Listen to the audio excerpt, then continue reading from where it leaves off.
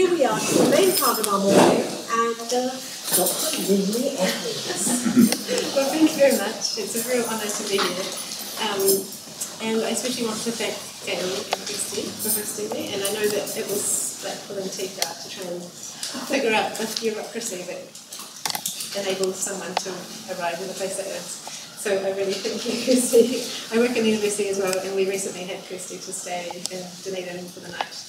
And It's lovely. it was lovely. I had arranged a masterclass, and then a week or so before, someone complained about the use of the word masterclass.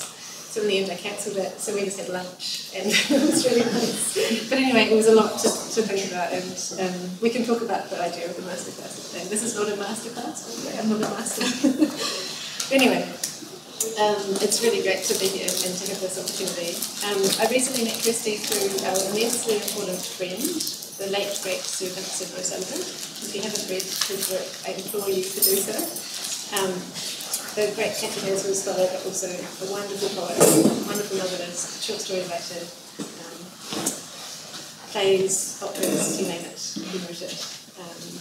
And Vincent and I bonded over many things. But one of which was our shared love for Kirsty's work. I think Rain is probably one of my top 10 books ever, which I've probably not told you before. But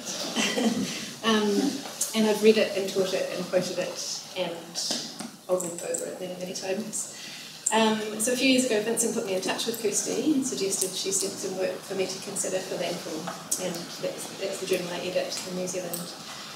And I was immediately taken by Kirsty's prose, of course, and I asked if I could publish All Gone, which is a story that's just come out in a new collection, Pretty Ugly, which is now going to be published in New Zealand by Otago University Press. And because of Kirsty, actually, this Otago University Press have now set up a sub-series, if you like, of short stories. We didn't publish fiction before, but now we do. Because we wanted to publish Kirsty's. So any writer who's had a short story published in Landfall can have their bigger body of work considered in kind of this series. So we're launching it later this year. Kirsty's is the inaugural collection for that. So I met Kirsty recently during her trip, just before our friend Vincent died. And Vincent was a mentor and a dear friend for many years. He wrote me probably 200 reference letters, picked me up off the ground after many rejections, and just gave me important feedback on my work. Launched 2 out of my 3 books, and I know that he'd be really chuffed to know. He knew that I was coming, he knew that before he died. So That's so nice. Yeah, he was really chuffed that we were here, but also I don't think I would be here if it wasn't for him connecting us, but also for making me a writer. I do actually, that sounds like an exaggeration, but he was he put me in touch with the right people at the right time. I wouldn't be here without that. So anyway, for Vincent, this is a dedication to Vincent. This is going to be a bit of a hybrid talk/reading, and it's named after the book manuscript that I'm currently, hopefully, in the final stages of working on. It's called Hiding Places, which kind of ties in with some of the things that we've been talking about. It's a very funny book, and I can't really tell you what it is, what genre it falls into. It's informed by my background as poet and essayist, alongside my academic scholarship. And I'm really interested, and lots of you would be too, in the crossroads between that creative critical and the space actually of the essay, which I think is where those two things can collide, almost like two rivers merging. But probably more than that, it's born from that other huge tectonic change many of us undergo, which is becoming a pyramid. So when people ask me what kind of book I'm writing, the answer often varies, depending on my mood, or my energy levels, or who I'm talking to, how much time I think they have.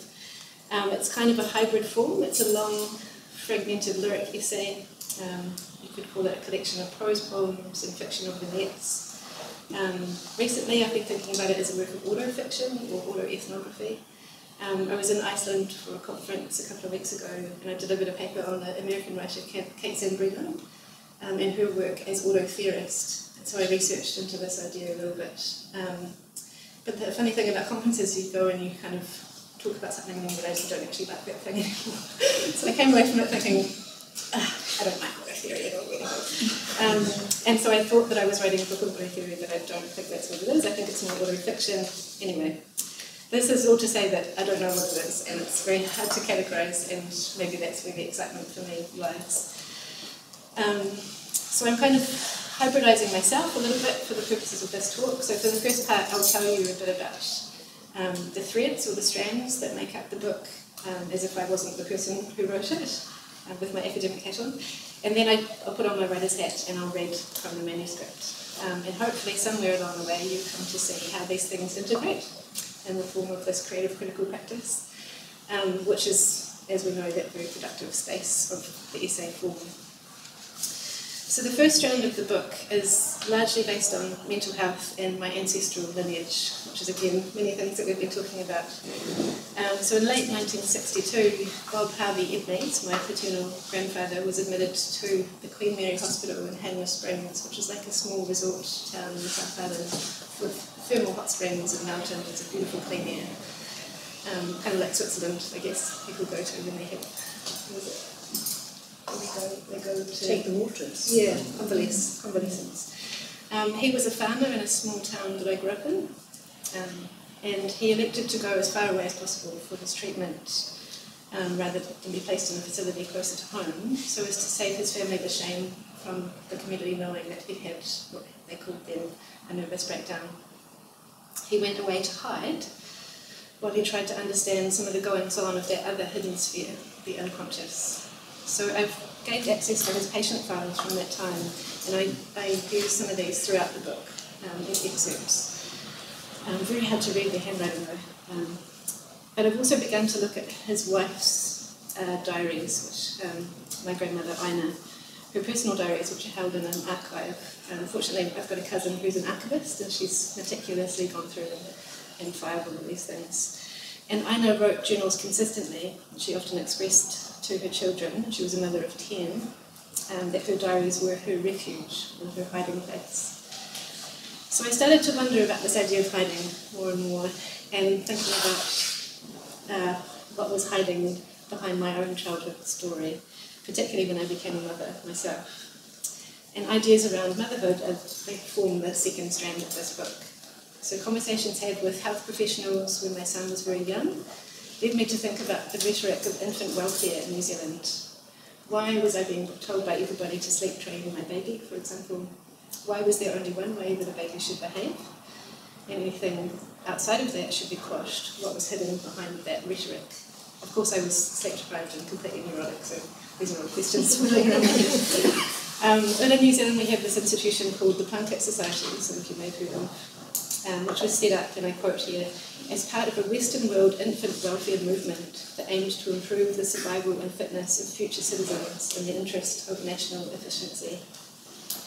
So Plunkett is the legacy of Sir Frederick Truby King, known as Truby King, who was a New Zealand health reformer and director of child welfare. It began in 1907, after Truby King, the then superintendent of the Seacliff Mental Asylum, began studying paediatrics and child welfare when his adopted baby daughter was making no physical progress. He devised a milk-based formula which led her to thrive, and he formed the belief that by providing support services to parents, a society could ensure children were fed on a nutritious diet, reducing child mortality rates. He also believed that this would then go on to improve adult health as the children got older. Interestingly, he was also an animal behaviourist and believed in eugenics, as many people of his generation did. And the book, The Feeding and Care of Baby, first published in 1913, became the founding document upon which mothers and fathers for generations to come, including myself, would be referred to in the early years of parenting. So Plunkett continues to this day, and it provides free support for parents and children up to 5 years old, and we all get given this Plunkett book for our children when they're born in the hospital, and we have to fill it up and put the immunisations and doctor's checks right up until they start school when they're 5. So I became a mother in November 2019 after a long ambivalence towards doing so. My son Malloy, his father is Irish, is now almost 5, and he's very cool. He's passionate about cricket and Spider-Man. When I said I was coming to Scotland, he said, "Did they have Spider-Man?" said, yes, do they have cricket? Not really. But like many babies, Malloy was a very terrible sleeper for the first 2 years of his life. And the experience of this is so commonplace, it's almost banal, but so banal it's commonplace.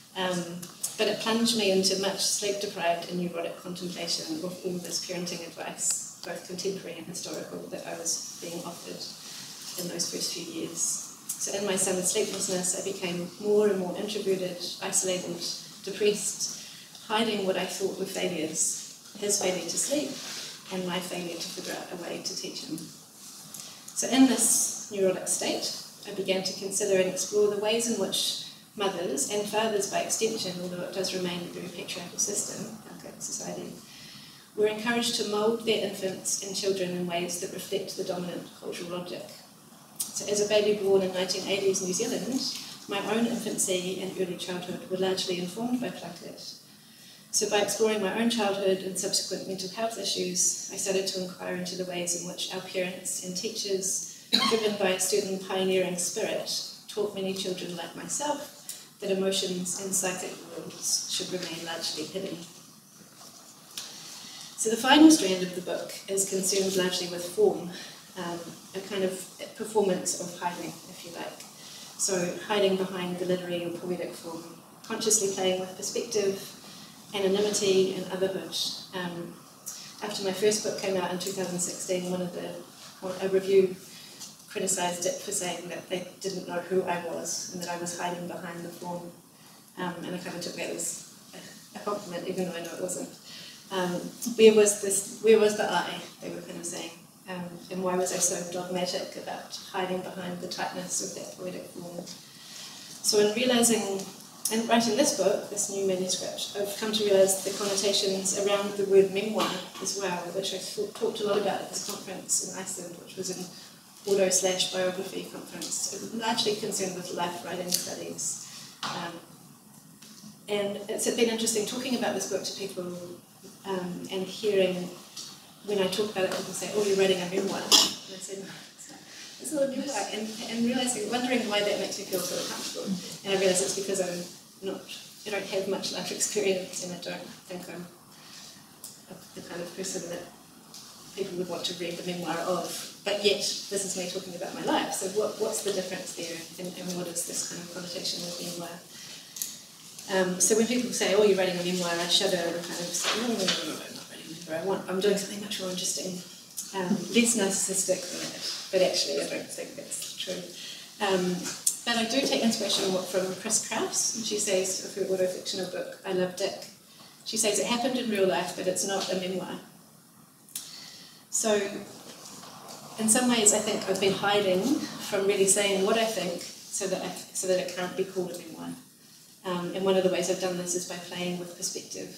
So the personal pronoun is very slippery. I move from I to she to you kind of fluidly because I don't feel comfortable saying I did this, I did that, even though it's very clear that that person in the book is me. I somehow feel like if I hurt anyone, and they could ask me, I could say, no, it's a fiction. Sometimes I'm giving myself off the hook. I'm quite critical of my own mother, so I'm trying to hide from that. If it's not a memoir, then it won't be read as fact, per se, so I'm trying to kind of push against that. It also includes some letters that I've written to Kate Zambrino, kind of fictional letters, whose work I found when I became a mother and was kind of a lifeline during that period. So anyway, all this was a kind of long introduction, hopefully enough to allow you to follow along with some of the excerpts that I'm going to read from. And I'll just read until I feel like you're getting bored, and then I'll stop. But one final note is to say that there is a refrain that gets repeated throughout, which is a quote from Deborah Levy in her book, Hot Milk. And you'll recognise it when you hear it, because I said it several times. So, hiding places. And feel free to stop me at any stage if you want to. We might have little breaks in between when they feel right, just for us all to respond and comment if we want to, just to keep the sense of discussion going. Does that sound good to everybody? Or would you like to get into the full rhythm of Lynley's prose? Let's see how we go. Yeah, Yeah. sure. If you want to stop, we can stop. There's natural pauses, so we can. But please feel free to just leap in if you want to. Those things. And also, it is manuscript form, so I do welcome any feedback. No people saying it. Tell me it's terrible, please. You're in a home improvement warehouse looking for a new broom when you first feel the baby move. You think your phone is vibrating. You didn't bring your phone, says the partner. Your baby is vibrating. You have an app called Flow. Every week it sends an update to tell you what size the baby is. This week it is as big as an apple cabbage. You've never bought an apple cabbage before, never even picked one up in a supermarket. So this information means very little to you. Flow tells you that you may be experiencing some difficulty sleeping due to the increased pressure on your bladder and inability to find a comfortable spot. But don't worry, it says, the baby will be out in 10 weeks. You quickly close the app and open something else. Boris Johnson has declared his commitment to a no-deal Brexit. You read 3 articles about it, so you don't have to think about how there are only 10 weeks left. You haven't slept for 2 days because you can't lie down. You can't lie down because your right shoulder is doing something very weird and very painful. You try to watch a movie. You must do it standing up. You haul out all the spare blankets to ward off the cold, and when the movie is over, you take a 40-minute shower. Then you watch another movie. You ignore the tightness in your pelvis because all your attention is on your shoulder in an endless loop of why is this happening, why is it so sore, can I take that coding I found in the bathroom, I'll Google it, no I can't take it, how often can I take paracetamol, how much paracetamol is considered dangerous, why is this happening? When your partner wakes up, he takes you to the doctor. The doctor gives you a script for Norflex, a muscle relaxant, and the names of some apps for calming and relaxing. You swallow 2 pills and wait. When nothing happens, you cry and panic and pace the house. Your partner calls the midwife. Take her to ED, she says. While you wait to be seen, you walk back and forth between the chair at the back of the room and the toilet, because you can either sit down or stand still. There is a game show playing on the television above the reception. It has one of the Spice Girls on it. Sporty Spice is trying to push round plastic discs over the edge of a ledge to try and win money. The volume is muted, but everyone watches it because there's nothing else to look at. You try sitting down. You lean over the chair. The receptionist puts her head out from behind the perspex. Sporty Spice fails to push the coloured disc over the edge that will bring her all the money in the world. Your partner looks distressed. You tell him to go outside. It is raining. Through the glass doors you watch him kicking stones before coming back inside to buy a pack of trail mix from the vending machine. In the waiting room, nurses come and go from the mysterious place behind the doors. They shuffle the folders round, pink and blue and green and yellow plastic folders with triage notes. You hear one of them say, "You've got to be kidding me. Shoulder pain?" The man with gout in his foot tells you that the folders with the pink stripes are for the people who came by ambulance. They get priority, which is why they keep shuffling things around. You're better off paying $90 for the big white taxi so you don't have to wait out here for hours, he says. They ask you what your pain is on a scale of 1 to 10. You're still crying and say, maybe 8, with more question than answer in your voice. You look around the waiting room. Here we all are together, you think, in our various pains. How can anyone judge their own pain scale? That man with the gout, the young girl with what may be appendicitis. If you were more outgoing or confident, maybe you'd say 10. You think your pain is not as bad as other people's, but who are you to know? Everyone looks so fucking miserable. At least you're not in labour, you think to yourself. That must be a number 10, surely. In hospital, the baby moves all night, as if to say, I'm still here. You see another pregnant woman, but she's here to sit beside her husband's bed while he dozes in and out of morphine dreams, perhaps. You see her looking at you, and she sees you looking at her. We must be about the same, you think. 32 weeks. A doctor comes to see you in the middle of the night. He brings a nurse who wheels a machine along beside her, and he tells you they're going to do an ultrasound on your legs. You're in the middle of a morphine cycle, and so you smile and think that this man is the most beautiful man you've ever seen. When he tells you to lie back and lift your gown so he can take a look at your upper legs, you tell him you've still got your knickers on. That's good, he says. You think about this a lot the next day, and tell your partner about it when he comes back to see you in the hospital. He tells you not to worry. He's really lovely, says the partner. Doctors must hear shit like that all the time. You stop worrying. After lots of tests, they say you can go home. It's musculoskeletal, they say. An osteopath or a physiotherapist may be able to help you. Good luck with that, they say without saying it. In the weeks following, the pain begins to ease, but like some kind of infection, it spreads down your arm. An osteopath tells you that this is your nerves, and that your rotating hump has been damaged. Rattle of lunch. This is the first time you've been to an osteopath. He straps you up so you can't move your shoulders. You've made a right mess of this shoulder, he says. You imagine a city after an earthquake. All that damage just below the surface. The incessant crying might be the liquefaction. The next time you see him, he says, you have to start moving. You nod and wonder why you feel like he's angry with you. Shall I go swimming or something? You ask. No, you just need to get moving. You sit on the edge of the massage bed in your bra and maternity jeans, and he stands at his desk, drinking his coffee and watching you move your shoulder, back and forth, back and forth. Then he tells you he has to make a phone call before leaving the room. You sit and stare at yourself in the mirror, swollen and protruding, moving your shoulder back and forth in sets of 10, as instructed.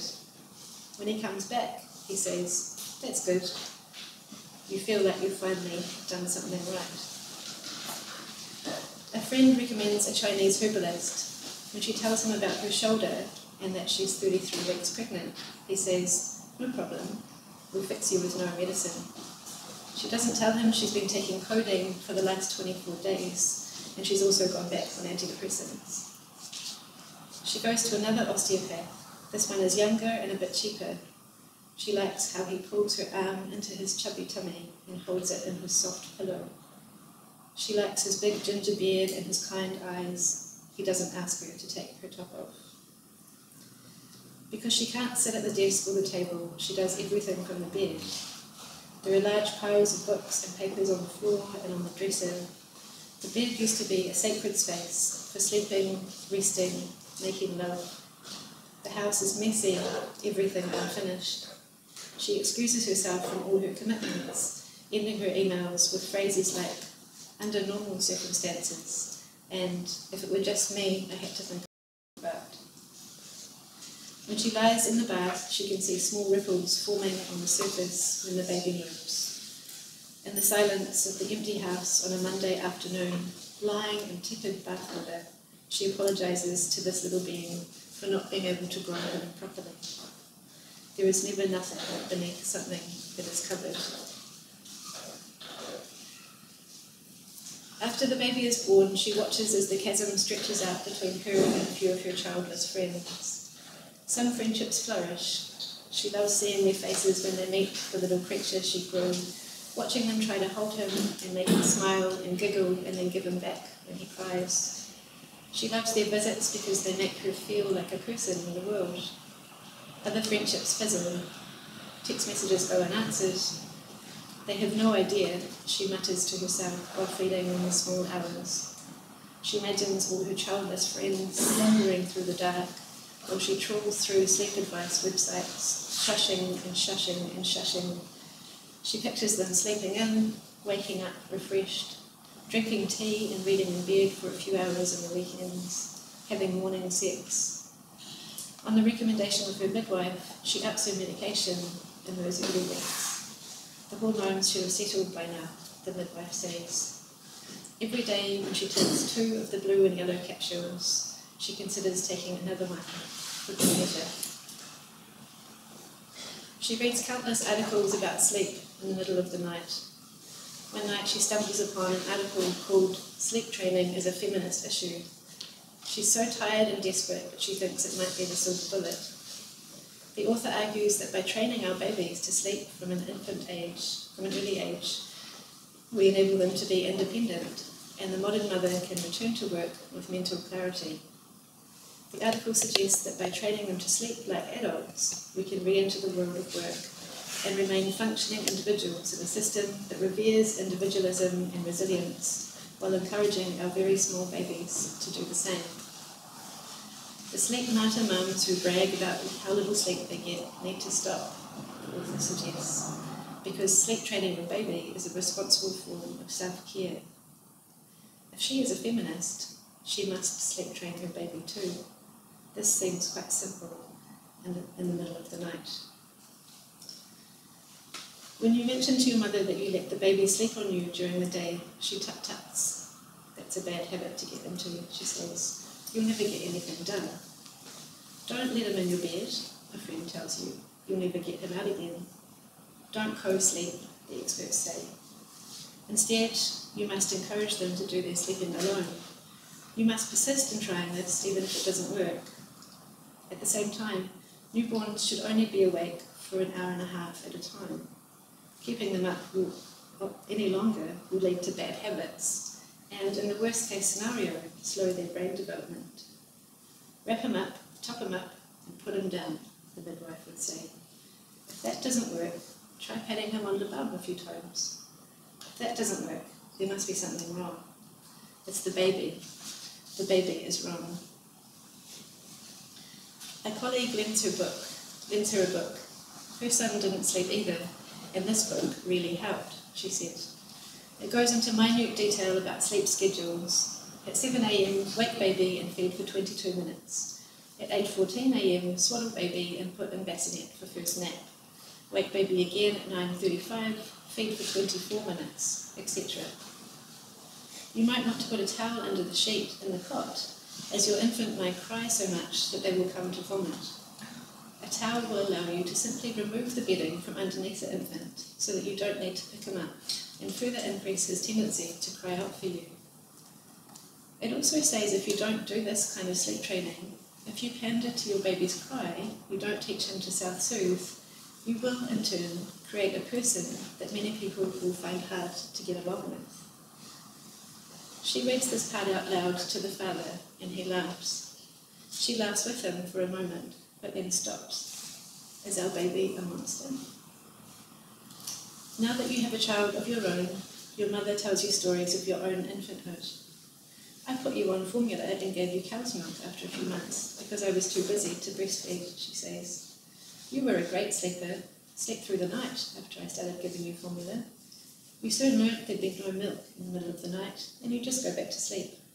I was so busy with everyone else during the day, I put you in the bounciette, and you just sit there for hours. You start feeding the baby solids in the hope that he will sleep better. He just needs a big bowl of porridge, says his Irish auntie. You discover that the baby really likes eating and will try anything you give him, not stopping until you take the spoon away. He's a great eater, people say. That's some kind of win. Then you worry about mastitis after waking up with what feels like blocked ducts in your right breast. When you examine the breast, you notice a few moles with strange colours and send close-up pictures of your aureolae to the midwife. The son starts to learn about shadows. He watches his own on the ground. He points to them on the wall. The mother makes patterns on the wall with her hands, birds and butterflies. He watches a show called Daniel Tiger's Neighbourhood. Daniel, the young tiger, is also looking at shadows. There's a whole episode on looking at the things that make us scared. See what it is, you might feel better, the animals sing. The son asks the mother if there are monsters outside in the night time. Then he asks if there are monsters outside in the daytime. No, there are no monsters outside, the mother says, apart from those that exist in your mind, she thinks to herself. The uncanny, the unheimlich, means concealed, kept from sight, so that others do not get to know of or about it. It is withheld from others. to behave heimlich, as though there was something to conceal. Truby King's enthusiasms in paediatrics were born from his early interest in animal husbandry.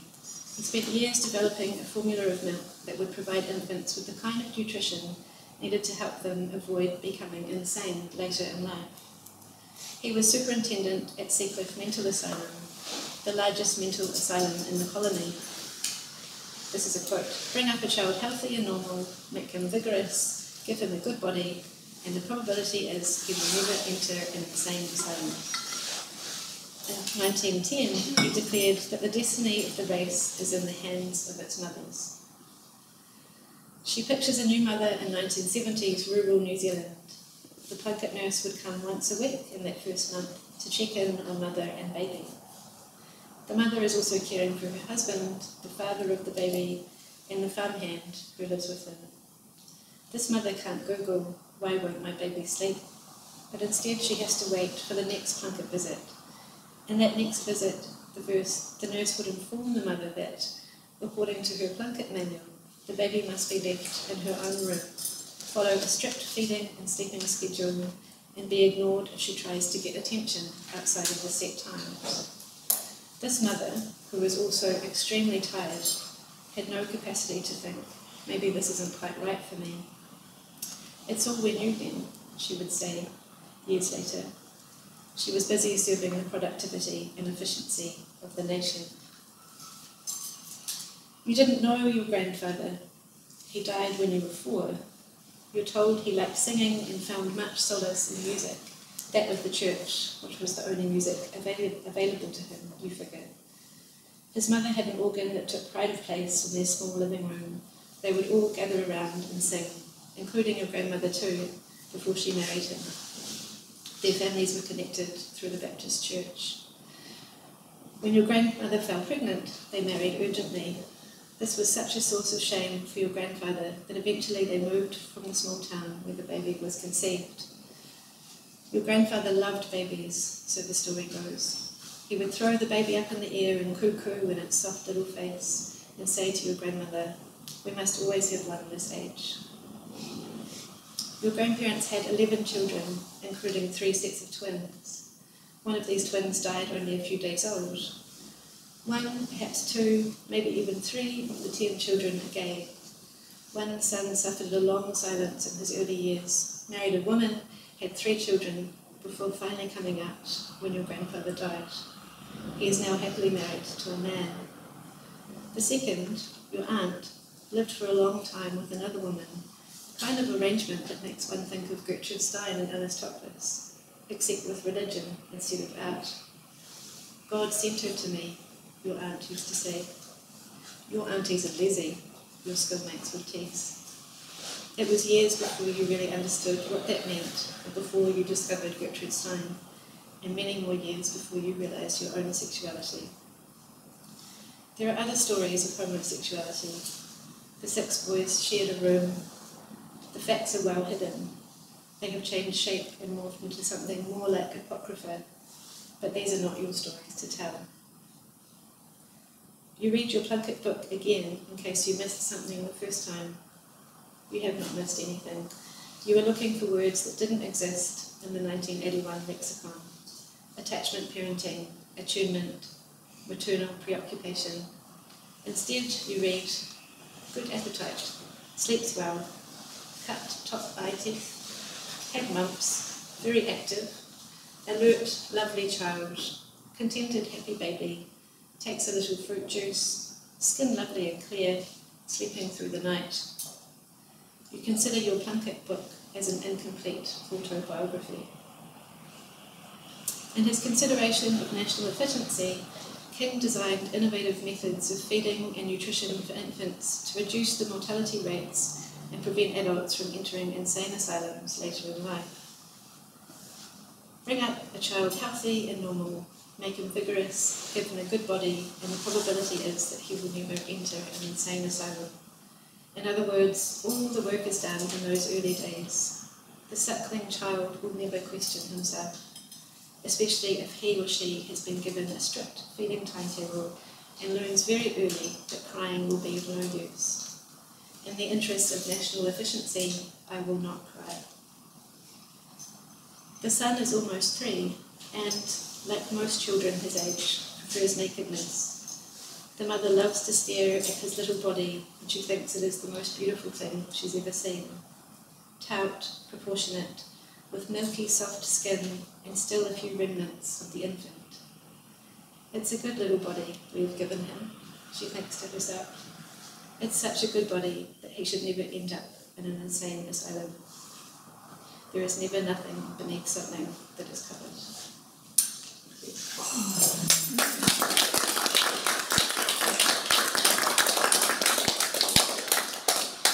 Lynley, thank you so much. Golly, so much there, and I know a great deal that speaks to various kinds of art practices. Rich themes for us to explore and untangle. And I wonder, Gail, again, timekeeping, can we have a discussion now, or do you think we should? I think we should, while this is all fresh in our minds. I'm going to very much not speak and throw this open to you all, but the 3 rich ideas that emerge, beautiful writing, we were all spellbound. We were all of us thrown back to that magical and dark space of pregnancy, those of us who have carried newborn children, pregnancy and early parenting. The memory of all of that's made very real in your text. Here are the 3 things that I'm very excited about. This idea of the thing that must be hidden. And going back to what we were talking about earlier, and these discussions about cave, so you opened up this idea of cave, and the way that the maternal body is a kind of cave, the way that hidden thing was once a place that was not Handler Springs, as it was for your grandfather, but a place of rich spiritual enlightenment, where isolation could be explored for its imaginative and creative possibilities. And also, as you were suggesting, Sue, the idea of the cave being a place of literal safety, that people might flee to them now, threat of war and all the rest of it. So that's one theme that is coming out from my own deliberations. The second is the different kinds of maternity that are playing out through this text. So there's the natural feelings of instinct, which come fretted and freighted and crisscrossed with fear and anxiety and neurosis, as opposed to the very able female body that is also actually doing everything that it needs to do.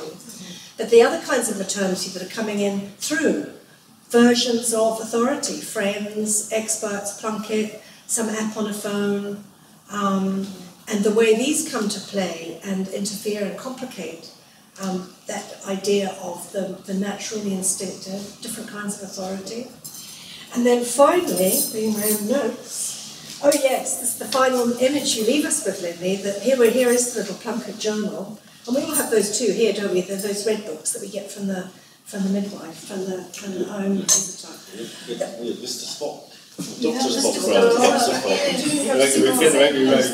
Okay, no, I just have the little red book. The way in, that's all the red plastic centile or Yes, same thing. But I love the way this, to you, the writer, suggests what you call an incomplete autobiography. How interesting is that in terms of our discussion about archipelagos and the ocean and this idea of landfall and the facts that we can hold on to?